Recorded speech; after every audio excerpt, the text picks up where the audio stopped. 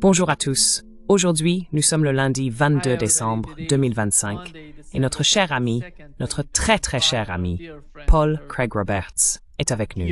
Bon retour parmi nous, Paul. Welcome back, Paul. Merci. Please subscribe and hit like button. Veuillez vous abonner et cliquer sur le bouton j'aime. Et laissez-moi, Paul, commencer parce que j'ai vu sur votre site à propos de Julian Assange recevant le prix Nobel de la paix. Quelle est votre compréhension de cette nouvelle initiative? Parce que depuis sa libération, nous n'avons pas beaucoup entendu parler de Julian Assange, mais maintenant il revient, parlant de questions politiques et géopolitiques. Quelle est votre compréhension de sa position actuelle?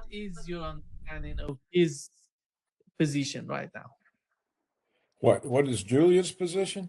Yeah. Oh, Quelle est la position de Julian? Oui. Oh, je ne sais pas. Vous savez, je n'avais pas eu de nouvelles de lui jusqu'à ce qu'il intente une action contre le comité Nobel pour avoir décerné le prix de la paix à une femme qui prône une attaque militaire contre son propre pays. Il a déclaré que, selon le testament d'Alfred Nobel, l'argent du prix de la paix devait servir à la paix et ne pouvait pas être utilisé à des fins militaires ou de guerre. Il a donc engagé cette procédure, et j'ai trouvé cela très perspicace et très courageux de sa part. Je ne sais pas ce qu'il adviendra de l'affaire, mais c'est tout de même incroyable qu'une belliciste ait reçu le prix de la paix. A warmonger was awarded the Peace Prize. Elle dit littéralement, attaquez-nous, attaquez-nous. Yeah, and I think she was Oui. awarded the prize, Et je pense qu'elle a reçu le prix sous l'influence de Washington, parce que cela donne à Washington une figure de premier plan qui soutient l'intervention militaire contre le gouvernement vénézuélien. Donc je pense que c'est pour cela qu'elle a obtenu le prix. Washington savait qu'elle était favorable à une invasion américaine de son pays pour se débarrasser du gouvernement actuel. Je soupçonne qu'elle a été une agente américaine d'une certaine importance au Venezuela depuis un certain temps. Et maintenant, ils l'ont mise en avant et lui ont décerné un prix qui lui donne reconnaissance et position. Ensuite, elle soutient les accusations de Washington contre Maduro et contre son propre pays. C'est ainsi que je vois les choses. Je peux me tromper, je ne peux pas le prouver, mais cela correspond à la manière dont Washington agit. it fits the way Washington operates. Yeah. And let me bring up your Oui. website, Paul, because I want to. Et permettez-moi de mentionner votre site web, Paul, car je veux que mon public sache qu'il peut vous y suivre. C'est paulcraigroberts.org et on y trouve beaucoup de contenu. Paul écrit généralement sur toutes les grandes questions aux États-Unis et à l'étranger, sur la guerre en Ukraine, la situation en Israël et au Moyen-Orient. Paul, l'autre sujet grave en ce moment, c'est la guerre en Ukraine. Nous savons que Kirill Dmitriev est en train de discuter avec Steve Witkoff, en collaboration avec Kushner.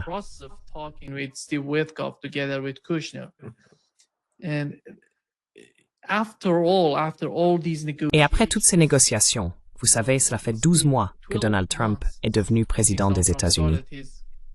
Comment voyez-vous la situation en Ukraine? Je veux dire, avec les négociations entre Steve Witkoff et Kushner d'un côté et Kirill Dmitriev de l'autre, car beaucoup de gens soulèvent, à mon avis, des questions légitimes. C'est une négociation diplomatique et militaire d'une ampleur considérable. On s'attendrait à ce que des experts militaires, ainsi que le secrétaire d'État par exemple, en fassent partie. Mais ce n'est pas le cas. Ce n'est pas le type de négociation habituelle. Comment percevez-vous la situation en ce moment? How do you see the situation right now? Well, Nima, as far as I can tell, Eh bien, Nima, pour autant que je sache, il n'y a pas de négociation. Il y a des réunions entre des promoteurs immobiliers américains et un Russe, Kirill Dmitriev, qui cherche à faire avancer ses intérêts commerciaux. Mais ces personnes n'ont aucune autorité. une véritable négociation devrait avoir lieu entre Poutine et Trump, et ils devraient s'asseoir ensemble pour en discuter en détail. Je pense que les conditions de Poutine ont été clairement énoncées. Nous ne savons pas quelles sont celles de Trump. Au départ, la condition de Trump était un cessez-le-feu, mais bien sûr, cela ne résout rien et n'a aucun sens du point de vue russe.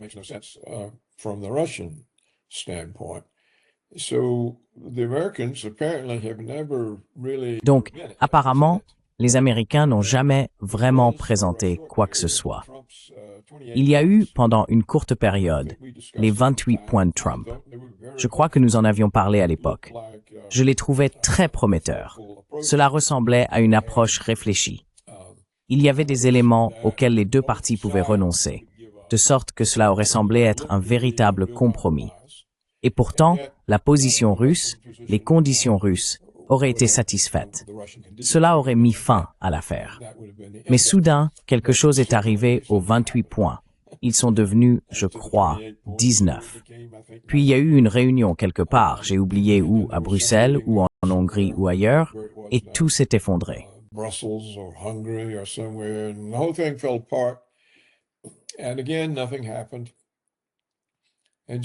Et encore une fois, rien ne s'est passé.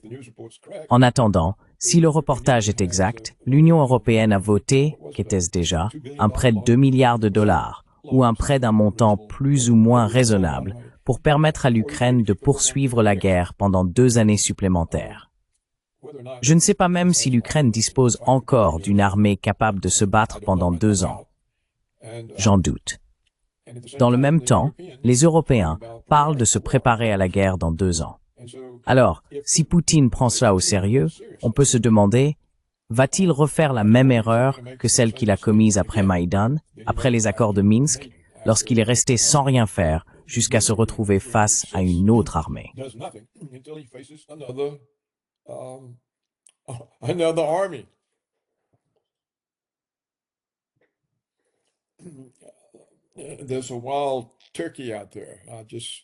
Il y a une dinde sauvage là-bas. Donc, si nous voyons encore Poutine assis à ne rien faire, pendant que l'Europe se dote d'une armée et qu'il gaspille encore 2 ans en Ukraine, on dirait qu'il n'a tout simplement aucun jugement. Et si c'est le cas, je ne peux pas prédire quel sera le résultat. La situation est donc vraiment absurde. L'UE accorde des prêts à Zelensky. Je ne vois pas comment cet argent pourrait contribuer à la guerre.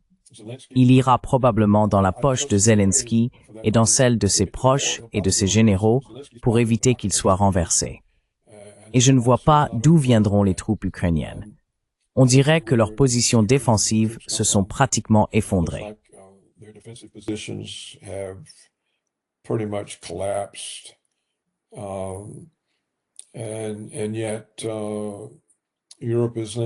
Et pourtant, l'Europe envoie cet argent.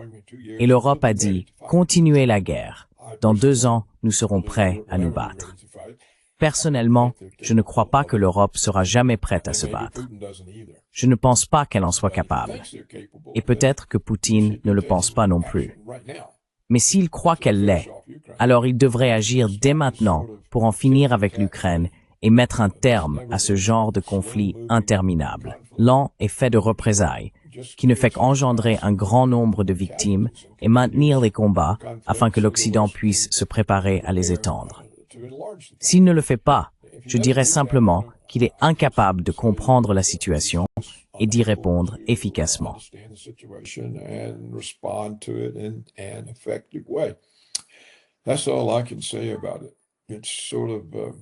C'est tout ce que je peux en dire. C'est un peu mystérieux. Cela montre une approche tellement irréaliste, une absence totale de toute action concrète. Donc, je ne pense pas qu'il y aura un accord, car Poutine et Trump ne sont pas en train de s'asseoir pour en élaborer un. C'est la seule façon dont cela pourrait se produire. On ne peut pas demander à 2 promoteurs immobiliers et à quelqu'un qui poursuit ses propres intérêts commerciaux de conclure un accord de sécurité mutuelle entre la Russie et l'Occident. Ils n'ont tout simplement ni les connaissances, ni l'autorité, ni la capacité nécessaire.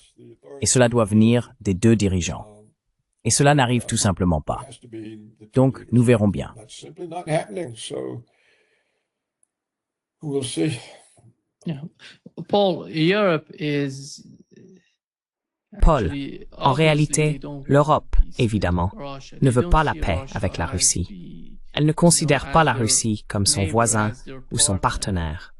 And Et même si l'on regarde la even if manière you dont look at elle the way exerce that des they're pressions putting pressure ou or impose des sanctioning sanctions aux people personnes en in Europe Europe qui who s'opposent à la are guerre en against the Ukraine, war in Ukraine, comme le like colonel Jacob, Governor Jacob, elle met beaucoup de pression, they're putting a même lot of sur les pressure citoyens des even pays on the européens. citizens in Peu importe European qu'ils soient originaires de countries. It doesn't Suisse, matter, it's un coming- pays it's coming qui ne fait from pas partie de l'Union Switzerland, européenne. the country is not Mais part ils of ont the réussi, EU, tu sais, but même they avec la guerre en managed, Ukraine. even Regarde with ce the qui est war in arrivé à la Ukraine. Suisse. Look at Elle what has prend happened parti to dans la guerre en Switzerland. Ukraine. They're taking Elle était sides autrefois in the neutre. war in C'était un lieu où toutes ces They forces were pouvaient se neutral. rencontrer. They were a ground for all these forces coming together during the but it's tragic. Mais c'est what's tragique happening ce qui se in passe en Europe. Europe.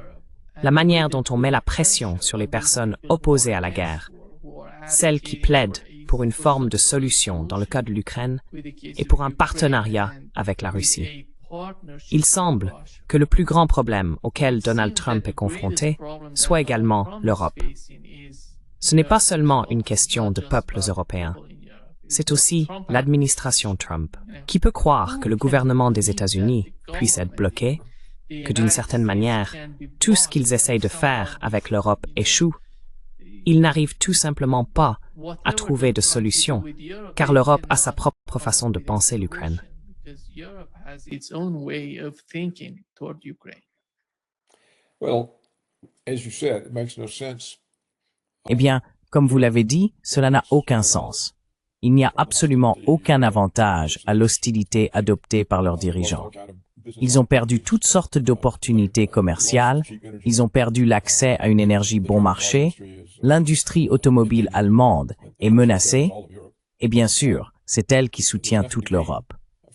Il n'y a rien à gagner dans cette relation hostile.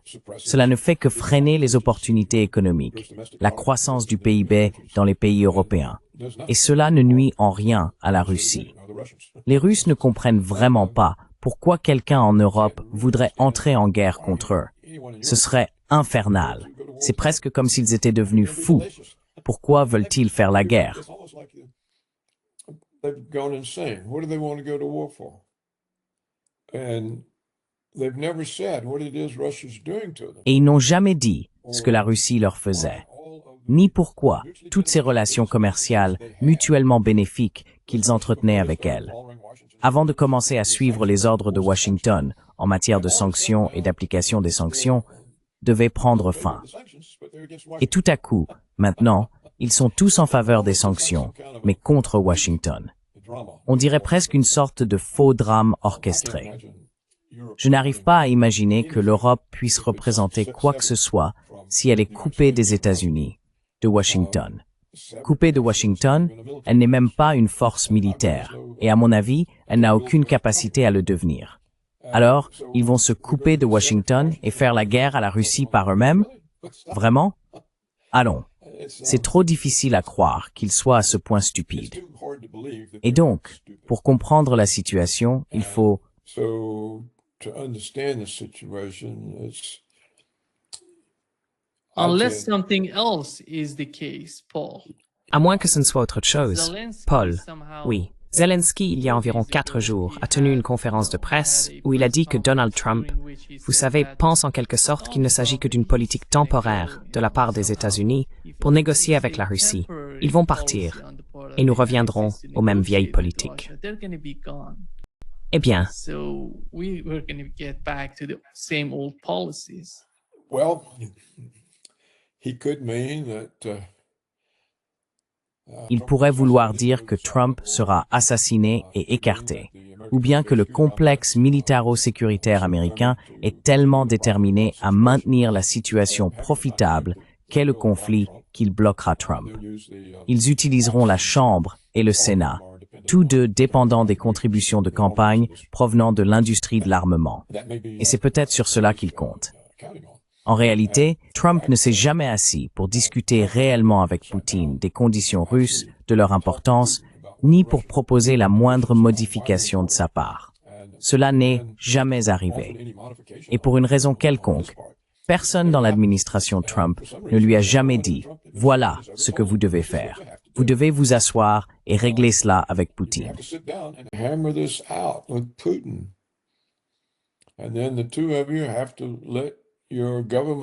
Et ensuite, vous deux devez laisser vos gouvernements examiner cela et soulever toutes sortes d'objections ou de modifications. Puis vous devez y retourner, en discuter et trouver la solution. Mais cela ne s'est jamais produit. Donc je ne comprends pas ces réunions entre Kirill Dmitriev, Mitkov et Kushner. Je veux dire, c'est stupide. Cela ne veut rien dire. On ne peut obtenir aucun résultat, sauf faire croire aux gens que des négociations sont encore en cours. Mais ce ne sont pas des négociations. Tout cela est trop déroutant pour avoir un sens. À moins qu'ils ne jouent une sorte de comédie, comme s'ils avaient quelque chose en tête et qu'ils faisaient traîner les choses. Peut-être qu'ils utilisent ces négociations pour prolonger la guerre, afin que l'Occident puisse mieux se préparer. Mais alors, on revient à la vraie question. Qu'est-ce que l'Occident gagne à cette guerre?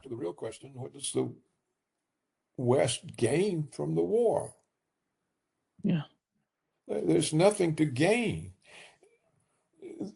Il n'y a rien à gagner. La guerre entraînera la destruction totale de l'Europe. Ce sera tout simplement la fin des pays européens. Ce n'est pas quelque chose que quiconque devrait poursuivre, menacer ou prôner. Vous savez, si Poutine était un dirigeant réaliste et qu'il croyait cela, il frapperait l'Europe immédiatement. Pourquoi attendrait-il 2 ans? Mais si quelqu'un vous dit « Hey, on va t'attaquer dans 2 ans », pourquoi attendrait-il? Surtout quand il a un avantage aussi considérable en ce moment. Alors je ne sais pas. Je ne sais pas quoi en penser. Cela n'a aucun sens. La position d'aucun des deux camps n'a de sens pour moi. Et je n'ai jamais vu d'explication qui en est. Et les médias sont inutiles, tout comme la grande majorité des commentateurs et de la communauté de la politique étrangère américaine.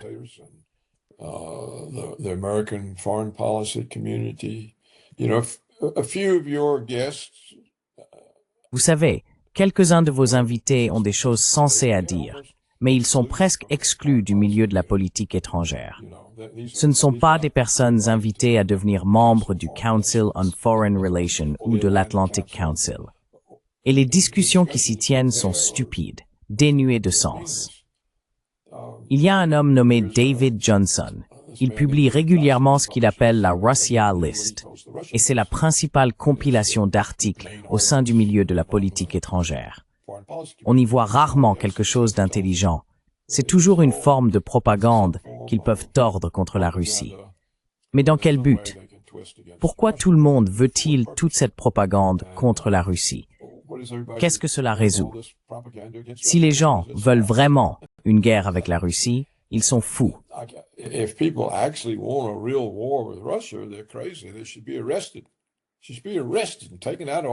Ils devraient être arrêtés.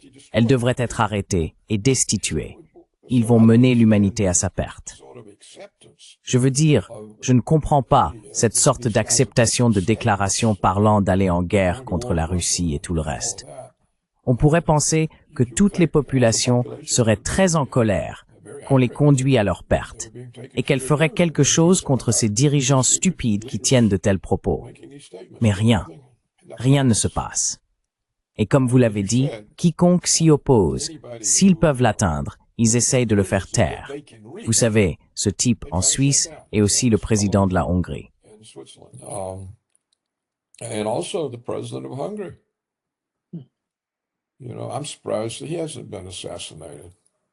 Tu sais, je suis surpris qu'il n'ait pas été assassiné.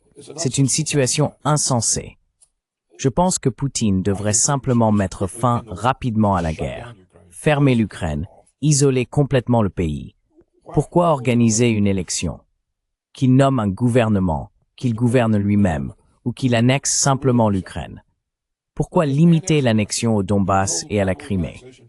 L'Ukraine est un pays indépendant depuis 3 décennies, mais son indépendance a été créée par les États-Unis, pas par les Ukrainiens.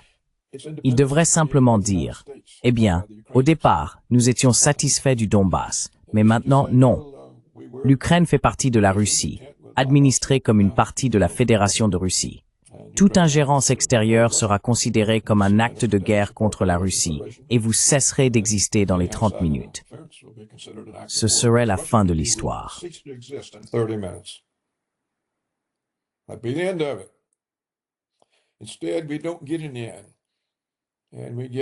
Au lieu de cela, nous n'obtenons pas de fin. Nous avons simplement de plus en plus de retard qui entraîne davantage de désordre et rendent la résolution encore plus difficile. Je ne vois pas comment, à ce stade, Poutine peut penser qu'il est possible de régler cela par la négociation, étant donné l'absence totale de tout effort réel de la part de Washington et l'opposition complète de l'Europe à la fin du conflit. Les conditions de l'Europe pour y mettre fin exigent que la Russie se retire et rende tout le territoire. C'est leur position. Eh bien, ce ne sont pas des conditions qui peuvent mener à un règlement. Alors pourquoi Poutine pense-t-il qu'il peut y avoir une négociation? Combien de temps va-t-il continuer à le croire?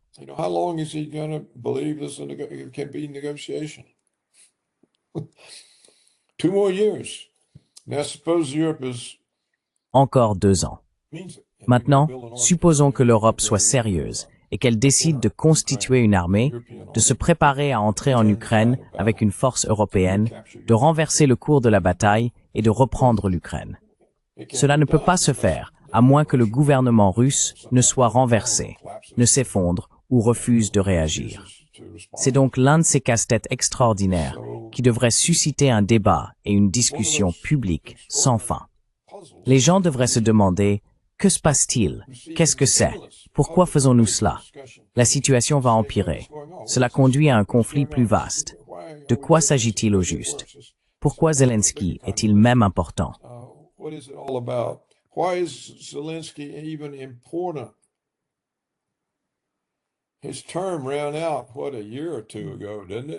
Son mandat a pris fin, quoi? Il y a 1 an ou 2, non? Je ne sais pas exactement quand. Je veux dire, il n'est même plus officiellement le dirigeant du pays. Alors, comment prétend-on sauver la démocratie ukrainienne? C'est absurde. C'est vraiment absurde. Et comment peut-on discuter de choses absurdes? Tu essayes de me faire en parler, mais c'est impossible. Personne ne peut discuter d'une chose aussi absurde. Donc, cette année, Trump n'a rien fait concernant nos négociations, et Poutine n'a pas pris cela au sérieux, continuant ce genre de conflit imaginaire. J'imagine qu'il va rester assis, comme il l'a fait avec les accords de Minsk, en attendant qu'une grande armée arrive et qu'ils doivent se battre.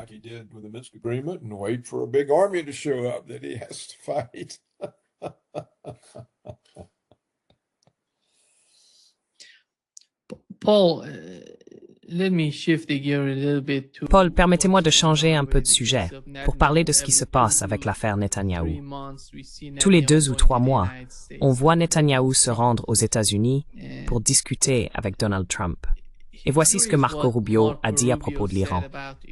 Il semble que, lors de la prochaine rencontre avec Trump, Netanyahou ne parlera pas du programme nucléaire iranien, mais plutôt du programme de missiles iranien. Vous savez, voici ce que Marco Rubio a déclaré.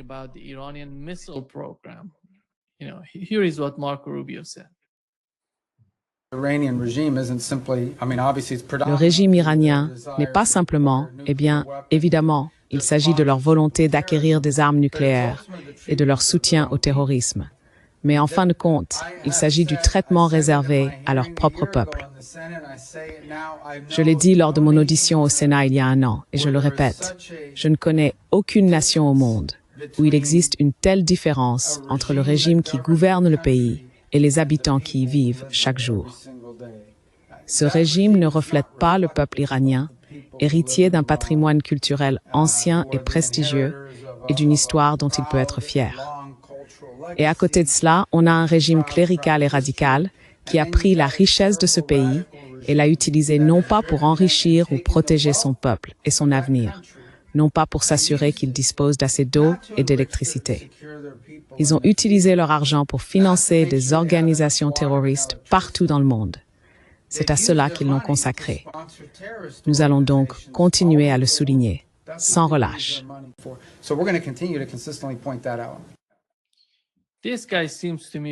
Ce type me donne l'impression, Paul, quand je l'écoute, on dirait qu'il est le secrétaire d'État d'Israël, plutôt que le secrétaire d'État des États-Unis. Parce que ces propos, nous les avons entendus de Netanyahou, pas de Donald Trump, je crois. From Donald Trump. Well, the Trump administration. Eh bien, l'administration Trump est en réalité celle de Netanyahou. Vous savez, Trump a été désigné par ses financiers américains et juifs, comme cette femme qui possède 60 milliards de dollars, comme le président d'Israël. Et je pense que Netanyahou vient s'assurer que Trump est toujours le président d'Israël et qu'il sert les intérêts d'Israël. Les déclarations de Rubio, ce qu'il fait, c'est présenter le gouvernement iranien comme une tyrannie envers son peuple. Vous savez, comme ils l'ont fait avec Maduro au Venezuela. Et donc le gouvernement devient illégitime et il devient acceptable de le renverser. C'est ce que Rubio dit vraiment. Il affirme que ce gouvernement iranien soutient le terrorisme. Mais où sont les actes terroristes? Tous les actes terroristes se trouvent à Gaza, en Cisjordanie. Ils sont commis par Israël.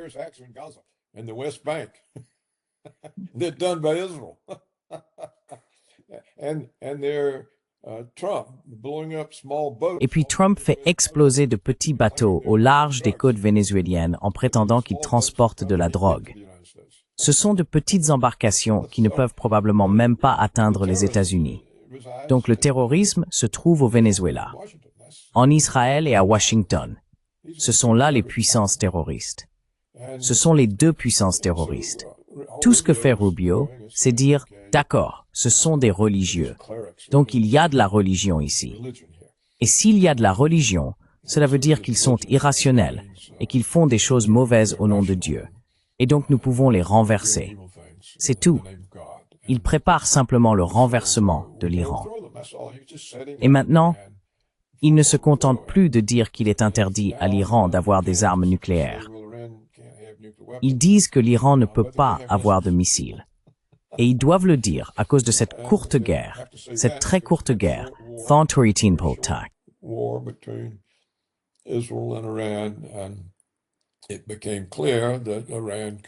Et il est devenu évident que l'Iran pouvait pratiquement détruire Israël. À mon avis, l'Iran a commis l'erreur fondamentale de ne pas détruire Israël, car en conséquence, l'Iran risque d'être détruit. Il semble que ce soit toujours les peuples opposés à Israël, opposés aux États-Unis, qui ne parviennent jamais à comprendre qu'ils sont menacés d'extermination et n'agissent jamais de manière décisive. Ils paraissent être, tout comme Poutine l'a été, indécis depuis 4 ans en Ukraine. C'est le chef militaire le plus indécis de l'histoire du monde. Depuis 4 ans, la guerre continue. Staline l'aurait terminée en 2 semaines. Napoléon, en 1 semaine. Napoleon 1 week. And it's still going on. Et cela continue encore. L'Iran, malgré toute sa retenue, encore et encore, retenue et retenue, n'a obtenu aucun résultat. Maintenant, il redouble d'efforts. Eh bien, vous ne pouvez pas avoir de missiles non plus, pas seulement de l'énergie atomique. Et l'affirmation selon laquelle ils essaieraient de fabriquer des armes nucléaires, je ne sais pas si c'est vrai ou non. Il y avait un accord dans lequel les Iraniens disaient « Nous acceptons de ne pas en construire », et des inspecteurs s'y rendaient, et ils n'en construisaient pas. Puis tout à coup, il a fallu s'en débarrasser, parce que cela ne convenait pas à la propagande. D'une manière ou d'une autre, nous avons saboté l'accord.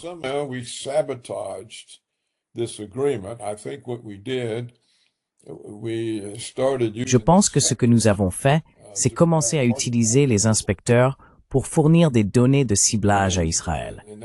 De cette manière, nous avons rompu ce qui avait été un accord du gouvernement iranien de ne pas avoir de programme d'armes nucléaires et d'accepter des inspecteurs pour s'assurer que leur programme d'énergie atomique ne servait pas à produire des armes. Pourquoi cela a-t-il été détruit? Je ne sais pas. Cela ne servait pas les intérêts d'Israël, qui sont les mêmes que les nôtres. Et je ne connais aucun terrorisme iranien. Je connais toutes sortes d'actes de terrorisme contre l'Iran.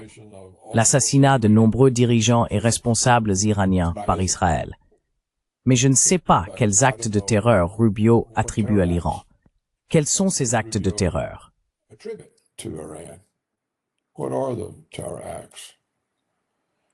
And it is true that Iran, Et il est vrai que l'Iran, avec la Syrie d'Assad, et avant cela l'Irak de Saddam Hussein, a bien fourni des armes au Hezbollah dans le sud du Liban, afin que la milice du Hezbollah puisse résister à l'occupation israélienne du sud du Liban.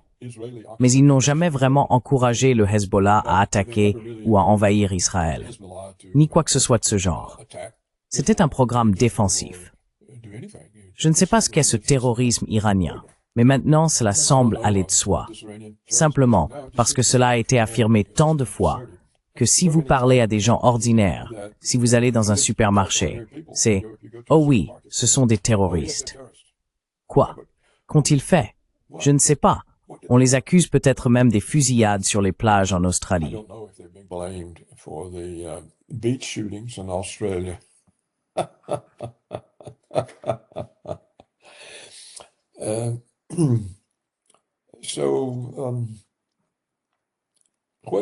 Ce à quoi nous sommes réellement confrontés ici, c'est à un échec complet et total de la communauté de politique étrangère dans tout l'Occident, l'Europe, les États-Unis, le Canada, l'Australie, tous.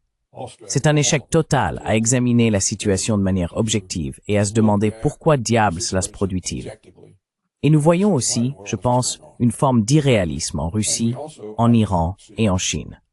Ils semblent croire que tout cela disparaîtra tant qu'ils ne feront rien de trop sévère, ou s'ils se contentent de petites mesures et évitent la confrontation.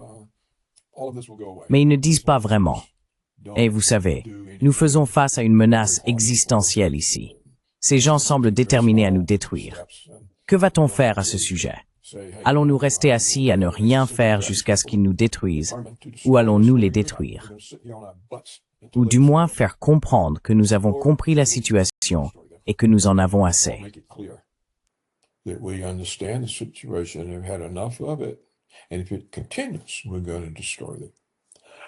Et si ça continue, nous allons les détruire.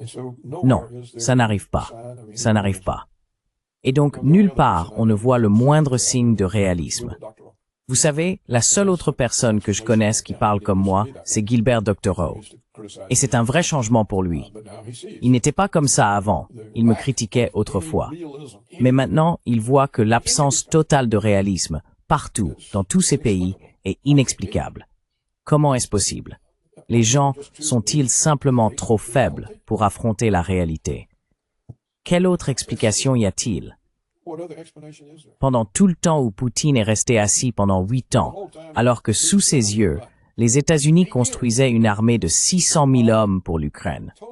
Qu'est-ce que Poutine pensait que cette armée allait faire? Rien? Il devait bien penser qu'il n'allait rien faire, puisqu'il n'a rien fait lui-même.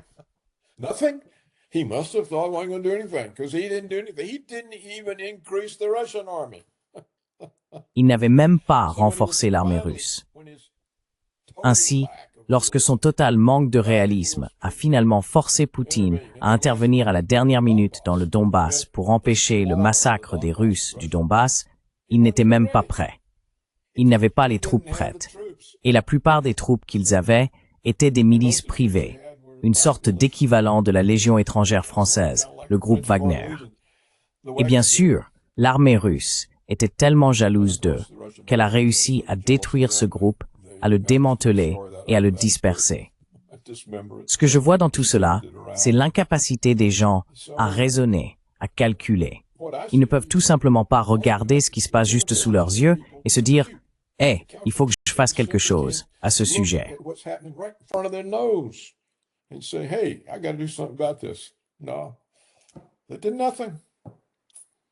Non, ils n'ont rien fait. Et par conséquent, depuis 4 ans, nous voyons, comme je le craignais, l'ampleur toujours croissante du conflit en Ukraine. Et si l'on en croit ce que disent maintenant les Européens, cela s'étend désormais en une guerre totale entre l'Europe et la Russie. Eh bien, si cela arrive, c'est la conséquence du fait que Poutine est resté assis sans rien faire pendant 4 ans, refusant de gagner un conflit. Ce n'est pas intelligent. Comment peut-on y voir la moindre intelligence? Il n'y en a pas. Alors, que va-t-il se passer? J'imagine que Poutine va continuer ses petites manœuvres militaires, pas à pas. L'Ukraine continuera de s'effondrer, puis sera incapable de défendre les territoires que la Russie affirme désormais faire partie de la Russie. Alors, que se passera-t-il ensuite? So then what happens?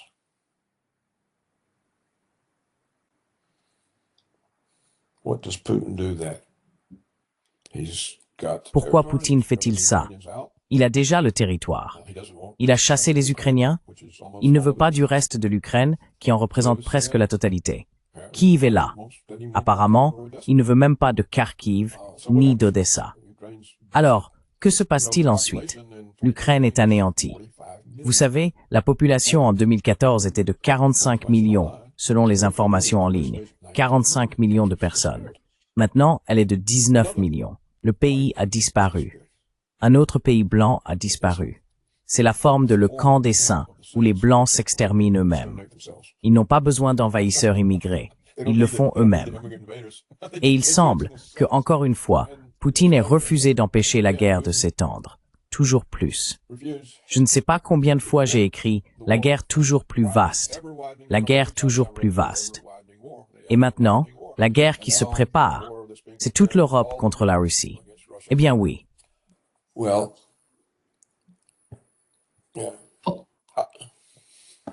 Yeah. Paul, just before, Paul, juste avant de conclure cette session, je veux aborder un autre sujet, car je sais que tu suis ce qui se passe avec TPUSA, Turning Point USA.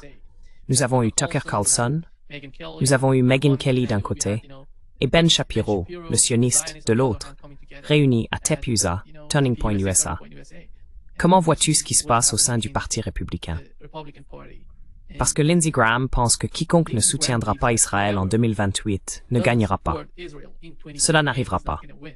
Voici ce que Lindsey Graham a dit. J'aimerais connaître ton avis sur ce dont il parle.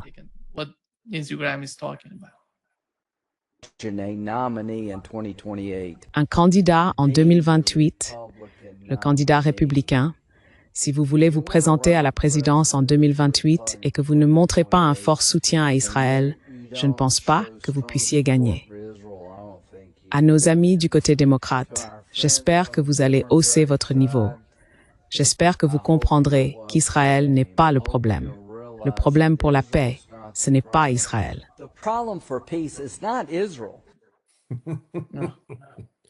well, he's just a two-bit pawn. Eh bien, ce n'est qu'un petit voyou de bas étage, acheté et payé par les contributions de campagne israéliennes. C'est tout ce qu'il est. Je veux dire, si cet homme devient président des États-Unis, alors cela signifiera que les États-Unis sont morts. Ils n'existent plus vraiment. Si nous avons un idiot d'un niveau aussi bas comme président, je ne pense pas que le pays sera pris au sérieux par qui que ce soit. Et il a peut-être raison de dire qu'on ne peut pas se présenter contre Israël, car leurs contributions de campagne sont décisives. Écoutez, nous leur donnons je ne sais combien de milliards chaque année. Que font-ils de cet argent? Ils viennent ici et achètent notre gouvernement. Ils versent d'énormes contributions de campagne à chaque membre de la Chambre et du Sénat, ainsi qu'à tous les candidats à la présidence. Parfois, ils soutiennent les deux camps pour être sûrs de posséder le résultat, quel que soit le vainqueur.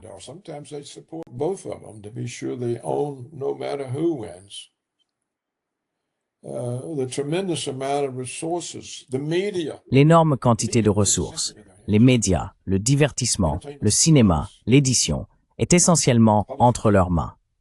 Il n'existe aucun cas connu de sénateur ou de représentant américain qui se soit opposé aux politiques israéliennes et qui ait été réélu. Et nous avons vu Trump attaquer violemment ses deux plus fervents partisans, Marjorie Taylor Greene et Thomas Massie. Thomas Massie, oui, et cela a conduit Marjorie Taylor Greene à démissionner du Congrès. Je pense donc que Lindsey Graham a raison. Si vous vous présentez contre Israël, toutes sortes d'argent seront versés à votre adversaire, et il y aura une infinité d'accusations calomnieuses. L'élection n'aura rien à voir avec une question ou une politique réelle. Ils diront « Oh, vous faisiez partie du viol de jeunes filles par Epstein ». They'll say, "Oh, you were part of Epstein's rape of young girls." They'll make every kinds of Ils feront toutes sortes d'accusations. Ils utiliseront l'IA pour créer de fausses vidéos de toi avec les mauvaises personnes. Et c'est de cela que la campagne parlera. C'est déjà plus ou moins le cas. Donc oui, c'est vrai, ce serait difficile. D'un autre côté, il y a de plus en plus de gens qui ont longtemps simplement supposé qu'Israël faisait partie de nous à cause des luttes de la guerre froide au Moyen-Orient. Nous avons tout interprété en termes de lutte contre le communisme. Puis, avec George W. Bush et Cheney, c'est devenu la lutte contre le terrorisme. Israël a toujours été de notre côté, contre le communisme, contre le terrorisme. Mais maintenant, beaucoup de gens voient clair là-dedans. Je ne pense pas qu'ils soient majoritaires, mais ce sont ceux qui réfléchissent, qui sont capables de réfléchir, ce qui représente toujours un petit pourcentage de la population.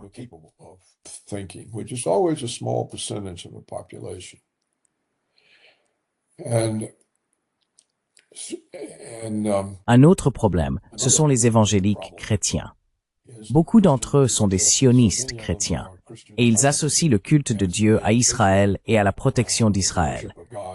Ce terme judéo-chrétien a été inventé. Cela n'existe pas. Cela n'existe absolument pas.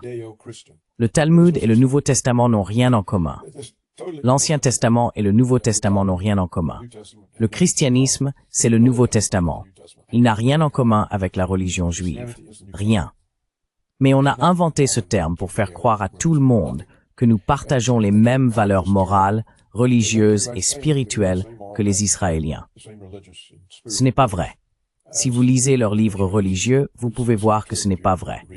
Ces gens sont donc simplement sous influence.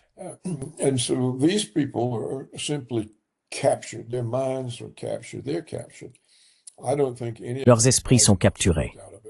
Ils sont capturés. Je ne pense pas qu'aucun d'entre eux soit assez intelligent pour s'en libérer. Et ils représentent une part importante de l'Amérique MAGA. Il est donc vrai qu'il existe désormais une divergence au sein de l'Amérique MAGA. Certains disent, regardez, comment rendre l'Amérique à nouveau grande si Netanyahou nous utilise pour rendre Israël grand, le grand Israël. Le grand Israël.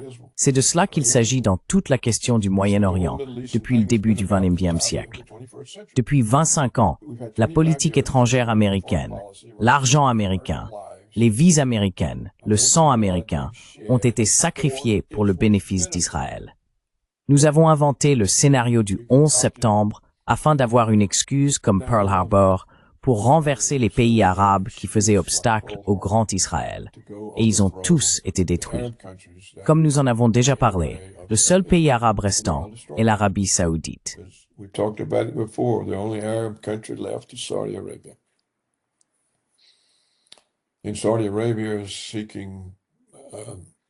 Et l'Arabie saoudite cherche la protection du Pakistan parce que le Pakistan possède l'arme nucléaire. Ainsi, la capacité d'Israël à nous utiliser de cette manière pendant 25 ans, sans que cela ne devienne un sujet de discussion dans la politique ou la diplomatie américaine, est remarquable. Ceux qui ont osé en parler ont été diabolisés, condamnés, marginalisés, traités d'antisémites, d'antisémites, d'antisémites. Et donc, il n'y a aucune prise de conscience dans la population, sauf chez ce pourcentage de personnes qui ont écouté Tucker et Candace et ont commencé à réfléchir, à se demander où sont tous les terroristes. Vous savez, j'ai fait remarquer depuis plus de 20 ans qu'on nous a dit que le 11 septembre était un acte de terrorisme. Eh bien, si c'était le cas, ce fut l'acte de terrorisme le plus réussi de l'histoire du monde. Quelques jeunes Saoudiens auraient déjoué tout l'appareil de sécurité nationale américain. C'est absurde. Et pourtant, les gens y ont cru.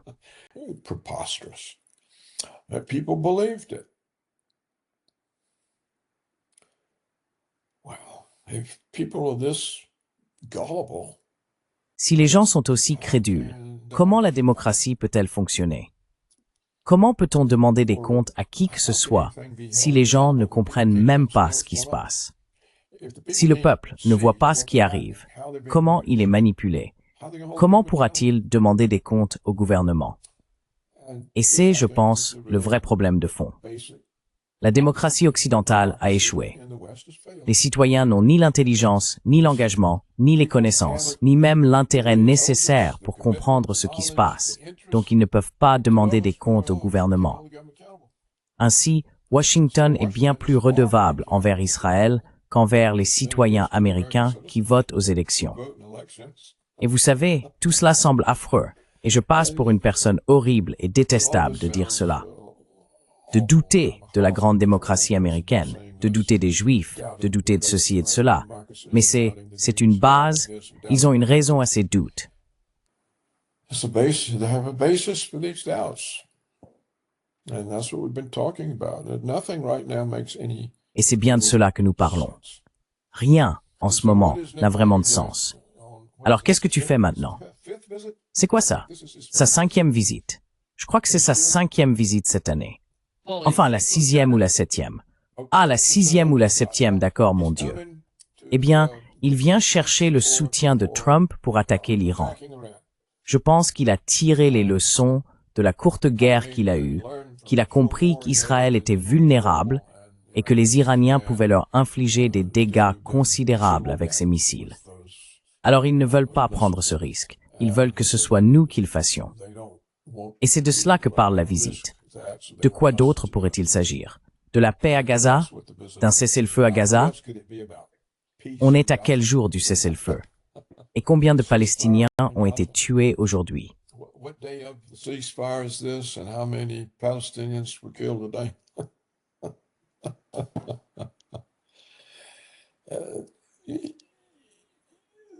We live in a world of Nous vivons dans un monde de faux paradigmes. Oh, il y a un cessez-le-feu à Gaza. Je suis un artisan de la paix, dit Trump. J'ai apporté la paix à Gaza. I brought peace to Gaza.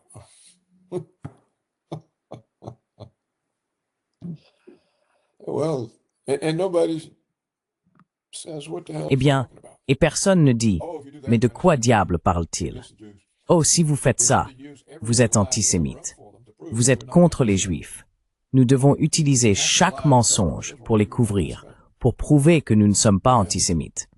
Il faut mentir et couvrir Israël, sinon vous êtes un antisémite. Et ce qu'ils utilisent dans ce massacre sur la plage en Australie, c'est pour interdire toute critique du gouvernement israélien parce qu'ils ont affirmé que ce sont les critiques du génocide des Palestiniens par Israël qui ont provoqué la fusillade ayant tué les 16 Juifs sur la plage. En d'autres termes, ce n'est pas le génocide d'Israël qui en est la cause, c'est la critique du génocide. Ainsi, les personnes qui ont tué les Juifs sur la plage ne se souciaient pas vraiment du fait que les Palestiniens étaient massacrés. Elles étaient simplement motivées par quelqu'un qui critiquait Israël. Eh bien, quel sens cela a-t-il? Rien n'a de sens. Pour me répéter pour la 20e fois dans cette conversation, cela n'a aucun sens. 20th time in this conversation. It makes no sense. No. Exactement, tu as raison. I don't see anybody. Je ne vois personne s'opposer au fait que cela n'a pas de sens. Exactly. Exactement. Merci beaucoup, Paul Craig Roberts, d'avoir été avec nous aujourd'hui. Un grand plaisir, comme toujours. Et joyeux Noël encore une fois. Okay, anyway, thank you. D'accord, merci. Merci beaucoup. Peut-être que la nouvelle année apportera quelques changements nécessaires pour que le monde puisse continuer à survivre. Oui, exactement. Exactly. Yeah. Exactly. À bientôt, Paul. J'ai hâte d'y être. Au revoir pour l'instant. Bye bye.